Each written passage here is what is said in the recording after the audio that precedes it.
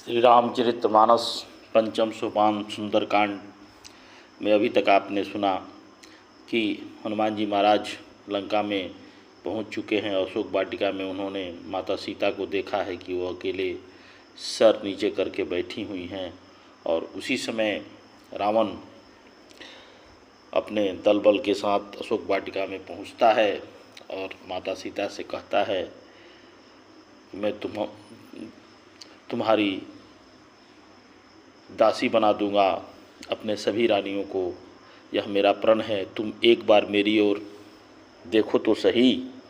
अपने परम स्नेही कौशलाधीश श्री रामचंद्र जी का स्मरण करके जानकी जी तिनके की याड़ करके कहने लगी, हे दसमुख सुन, जुगनू के समान प्रकाश में कभी कमलिनी खिल सकती है।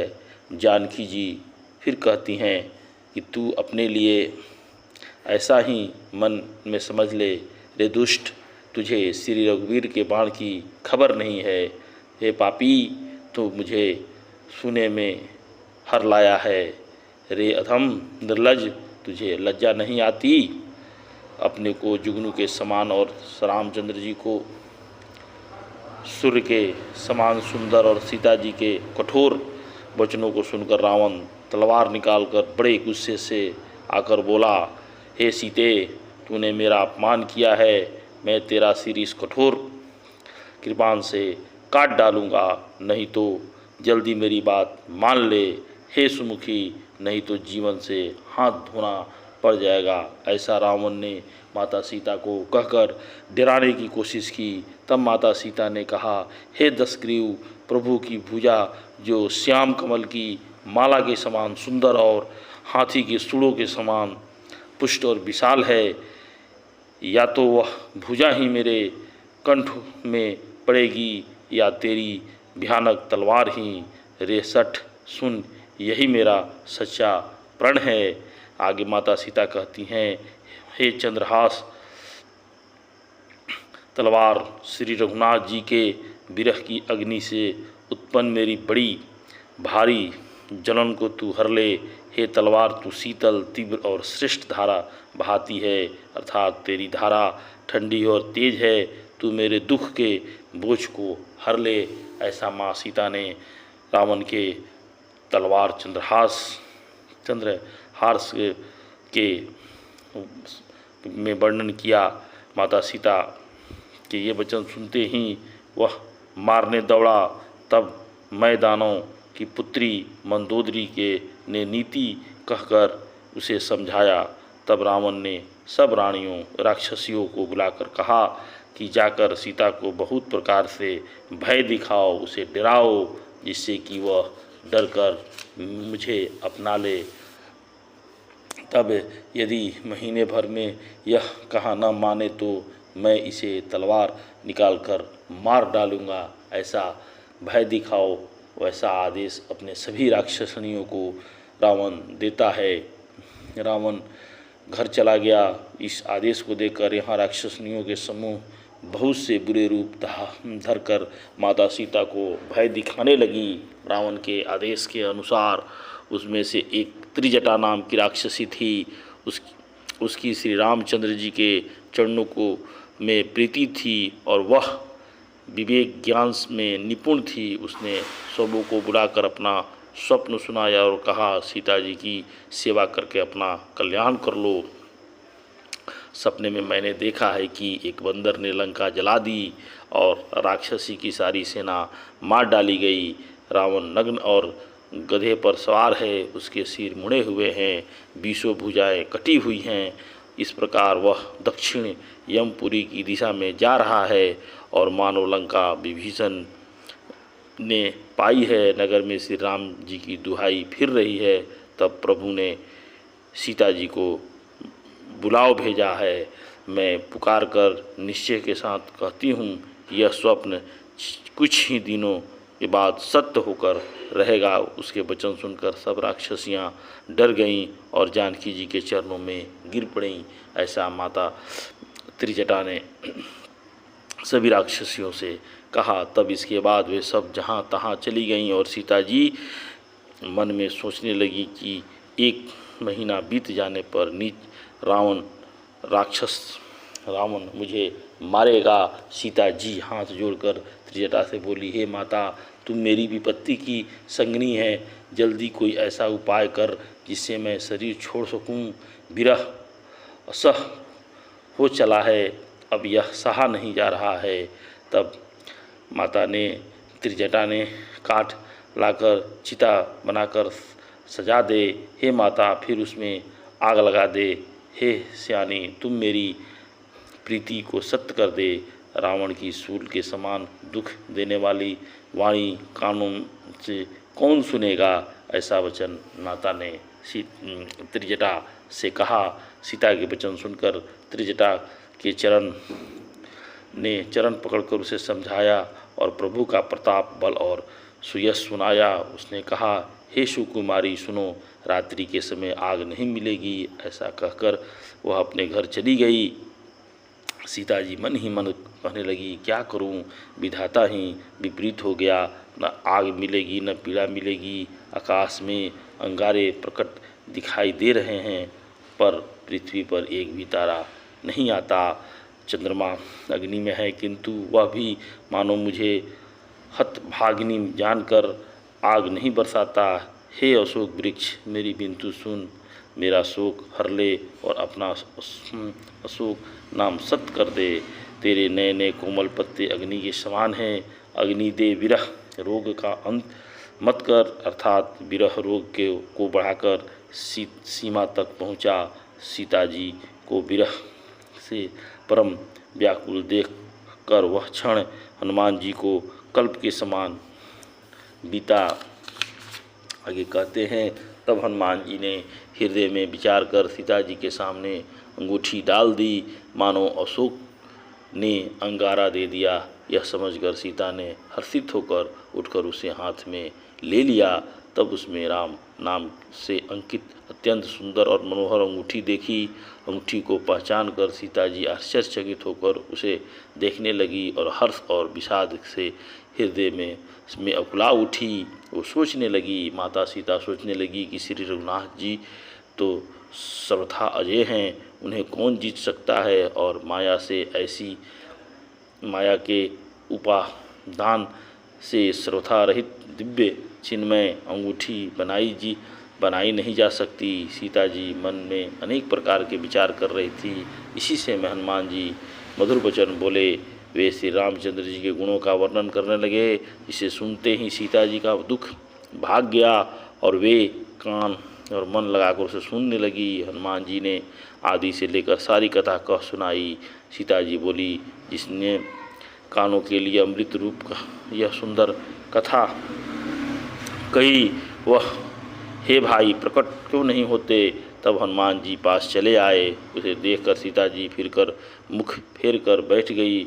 उनके मन में आश्चर्य हुआ। हनुमान जी ने कहा, हे माता जानकी, मैं श्री राम जी का दूत हूँ, करुणा निधान की सच्ची शपथ करता हूँ। हे माता, यह अंगूठी मैं ही लाया हूँ। श्री राम जी ने मुझे आपके लिए यह शाही दानी निशानी या पहचान दी है। सीता जी ने पूछा, नर और बानर का संग कहो कैसे हुआ। तब हनुमान जी जैसे संग हुआ वह कथा कह सुनाई। आगे कहते हैं, हनुमान जी के प्रेमिक वचन सुनकर सीता जी के मन में विश्वास उत्पन्न हो गया। उन्होंने जान लिया कि यह मन वचन और कर्म में कृपा सागर श्री रघुनाथ जी का दास है। भगवान का जन सेवक जानकर अत्यंत गाढ़ी प्रीति हो गई और नेत्रों में प्रेमांसुओं का जल भर आया और शरीर अत्यंत पुलकित हो गया। सीता जी ने कहा, हे तात हनुमान, विरह सागर में डूबती हुई मुझको तुम जहाज नजर आ रहे हो। मैं बलिहारी जाती हूँ। अब छोटे भाई लक्ष्मण जी सहित खर के शत्रु सुखधाम प्रभु का कुशल मंगल कहो। श्री रघुनाथ जी तो कोमल हृदय और कृपालु हैं, फिर हे हनुमान, उन्होंने किस कारण यह निष्ठुरता धारण कर ली है। सेवक को सुख देना उनकी स्वाभाविक बान है। वे रघुनाथ जी क्या कभी मेरी याद करते हैं। हे तात, क्या कभी उसने कोमल सांवले अंगों को देखकर मेरे नेत्र शीतल होंगे? मुंह से वजन नहीं निकलता, नेत्रों में विरह की आंसू जल भर आया है। बड़े दुख से बोली, हे नाथ, आपने मुझे बिल्कुल ही भुला दिया। सीता जी को विरह से परम व्याकुल देखकर हनुमान जी कोमल और विनीत वचन बोले, हे माता, सुंदर कृपा के धाम प्रभु भाई लक्ष्मण जी के सहित शरीर से कुशल हैं, परंतु आपके दुख से दुखी हैं। हे माता, मन में ग्लानि न मानिए, मन छोटा करके दुख न कीजिए।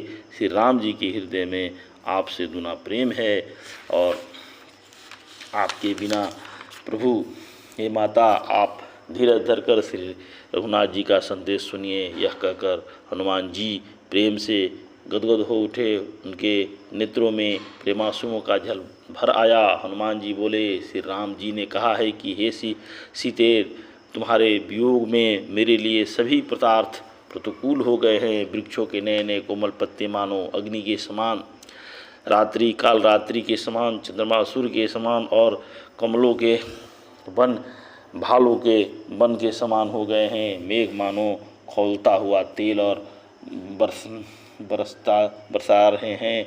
जो हित करने वाले थे वही अब पीड़ा देने वाले हैं। त्रिविध शीतल मंद सुगंध वायु सांप के श्वास के समान जहरीली और गर्म हो गई है।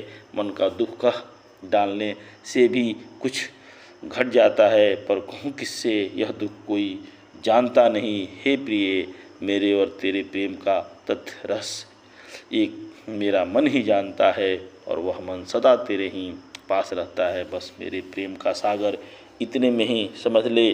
प्रभु का संदेश सुनते ही जानकी जी प्रेम में मग्न हो जाती हैं। उनके शरीर का सूझ न रहा। हनुमान जी ने कहा, हे माता, हृदय में धैर्य धारण करो और सेवक को सुख देने वाले श्री राम जी का स्मरण करो।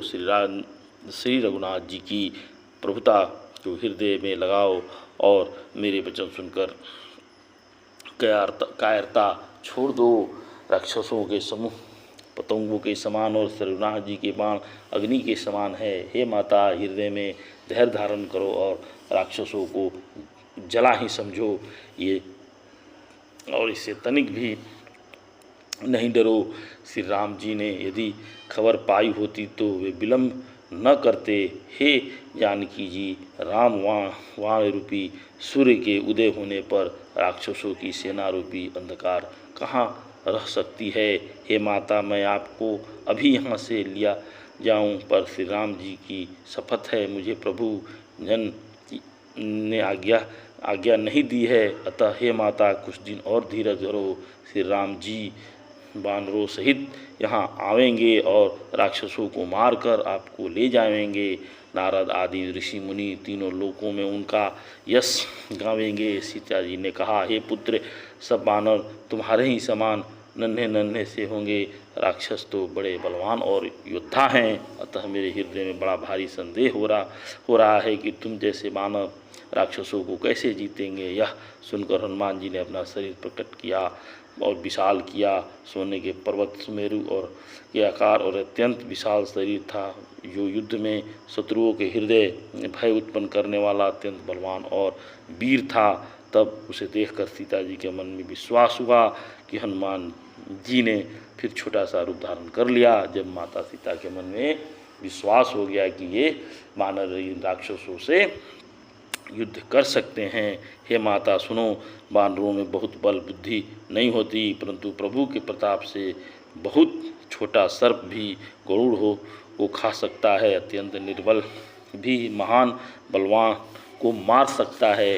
हे माते, भक्ति प्रताप तेज और बल से सनी हुई हनुमान जी की वाणी सुनकर सीता जी के मन में संतोष हुआ। उन्होंने श्री राम जी के प्रिय जानकर हनुमान जी को आशीर्वाद दिया कि हे तात, तुम बल और शीतल के निधान हो गए।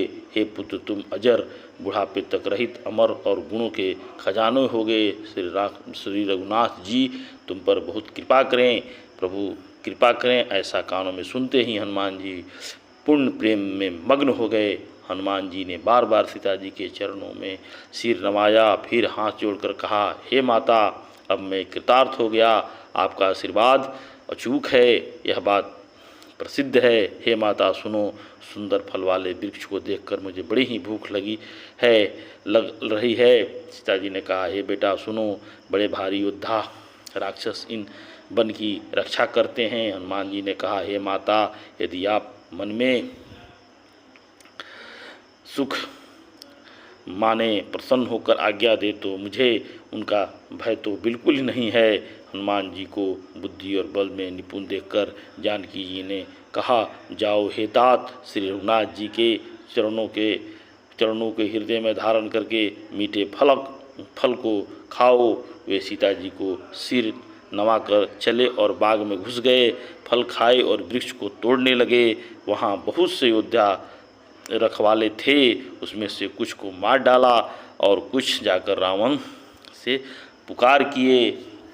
तब जाकर रावण जब ये बात सुना कि एक बानर आया हुआ है और सारी अशोक वाटिका के वृक्षों को, फलों को तोड़कर तहस नहस कर रहा है, तो उसकी क्रोध की सीमा नहीं रही और उसने अपने पुत्र अक्षय कुमार को उस हनुमान जी को मारने के लिए भेजा।